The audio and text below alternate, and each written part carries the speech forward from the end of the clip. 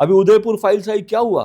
बहुत आप उसी मुद्दे पे आ गए जिसपे मैं, बिकॉज आप जब वापस आए, आपकी जो वापसी हुई, हम लोगों ने पहली ग्लिम्स देखी कि वो आ रहा है। मुझे तो बहुत, पहली बात तो बहुत ही अच्छे बोल लगे, वो गोल्डन वर्ड्स लगे कि वो आ रहा है। और आप यकीन मानिए लोगों में एक उत्साह आ गया, बहुत लोग आपको मिस कर रहे हैं। आपको, आप पढ़ ही रहे होंगे जो कमेंट्स सोशल मीडिया पे आ रहे हैं। तो एंड दूरदर्शन को एक तरह से, मैं अगर कहूं, एक पुनरुत्थान जो हुआ उसका, उसमें आपकी बहुत बड़ी भूमिका है। मुझे पता है आप इसको इतना नहीं बोलते, पर एक बात मुझे, ये बात पता है। एंड पूरे परिवार जब बैठ के एक न्यूज देखने की एक चीज थी ना, वो एक वापस आई जब से दो टूक वापस आया और शुरू हुआ 2015-16 से जब से आया, अब वो एक नवीन चेतना हमें दिखी। पर आप जैसे ही वापस आए, आपने उदयपुर फाइल्स की एक बात करी, अपने सोशल मीडिया पे करी और कुछ उसके बारे में बोला, तो सब के सब ये बिल्कुल जिसे कहते हैं टूट पड़े। इन्होंने कहा अभी तो टेलीविजन पे वापसी हुई नहीं है, और इन्होंने नफरत फैलानी शुरू कर दी। मतलब उदयपुर फाइल्स के आप एडवोकेट कर रहे थे कि रिलीज होनी चाहिए, उनका कहना है नफरत फैलाना अभी से स्टार्ट कर रहे हैं।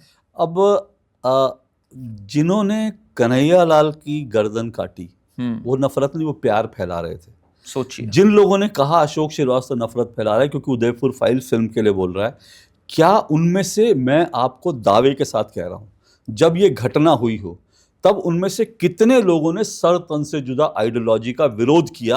अपने बयान वायर ने, ये ठीक है, जब क्वेश्चन पूछो, सवाल पूछो, लोग कह देते हैं हाँ हमने तो कहा जी, बिल्कुल खराब बात है, जिन्होंने सर काटा उनको फांसी पे चढ़ा दो। लेकिन जो सर काटने वाले वो दो लोग नहीं थे, वो आइडियोलॉजी कहां से आई सर तन से जुदा वाली?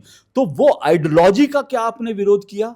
क्योंकि मैं आपको ये बता रहा हूं कि हैदराबाद में जब सर तन से जुदा के नारे लगे, तब उस वक्त जो लोग गिरफ्तार हुए थे सर तन से जुदा के नारे लगाने वाले, उनकी जमानत जो है असदुद्दीन ओवैसी भाई साहब ने करवाई थी। उन्हीं के कॉर्पोरेटर उनका थे। हाँ, उनका फोन कॉल जिसमें उन्होंने असदुद्दीन ओवैसी से बात कर रहे हैं, कह रहे हैं शुक्रिया भाईजान।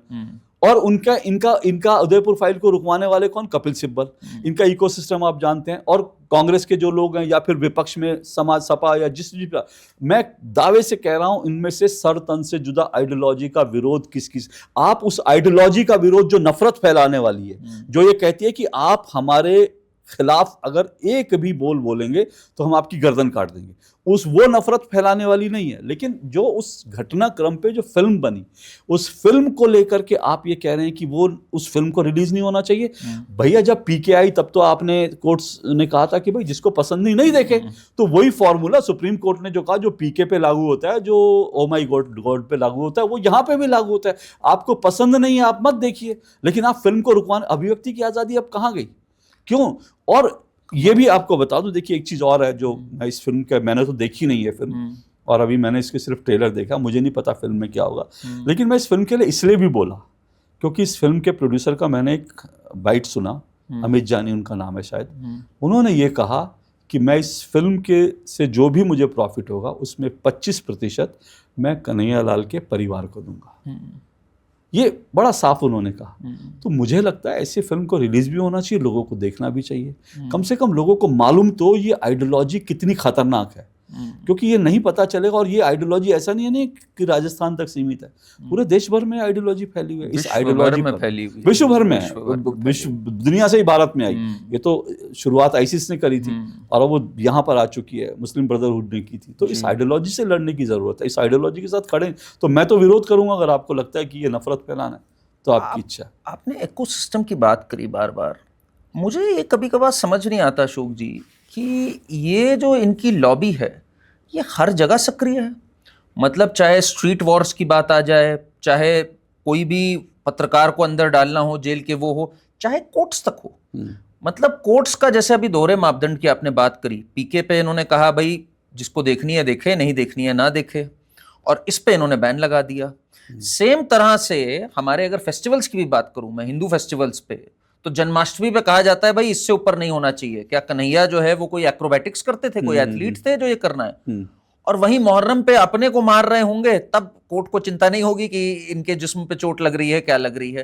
तो कोर्ट्स तक ये पूरी जो लॉबी है, जनरेशन आफ्टर जनरेशन, अब तो एक पूरी पीढ़ी आपके शोज और 11 साल से सरकार को देखते हुए आई। अगर अब 11 साल में नहीं बदला तो अक्सर लेफ्ट वाले, और ये अब हंस के कहते हैं, आपकी आइडियोलॉजी में कोई खोट होगा जो आपका इकोसिस्टम अभी तक नहीं बन पाया। हाँ बिल्कुल, अभी आज की खबर है, कांवड़ियों में अब जाहिर सी बात है 2 करोड़ कांवड़ी हैं, तो उसमें करीब 20,000 जो हैं ऐसे भी होंगे जो अलग मकसद से आए होंगे, जो वहाँ पर उनके मन में ईश्वर को लेकर है, महादेव को लेकर आस्था नहीं होगी, वो किसी धार्मिक कारण से नहीं आए होंगे, कोई आध्यात्मिक सोच से नहीं आए होंगे, वो आए होंगे कि चलो मस्ती करना है, जो मस्ती करना है वो तो होंगे उसमें। 2 करोड़ में 20,000 ऐसे हो सकते हैं। तो आज उत्तराखंड हाई कोर्ट ने उसमें संज्ञान लिया, डीजीपी से पूछा ऐसा क्यों हो रहा है। ठीक है, बिल्कुल होना चाहिए, क्यों नहीं होना चाहिए, लेकिन जब शब बारात में सब कुछ होता है, जब मुहर्रम में होता है, अब मुहर्रम में तो 4-5 राज्यों में ऐसा हुआ ना, एक की तो जान भी चली गई, एक की तो हत्या भी हो गई, तो किसी ने क्यों नहीं डीजीपी से संज्ञान लेके पूछा कि भाई ये मुहर्रम पे क्यों हुआ, शब बारात पे क्यों हुआ।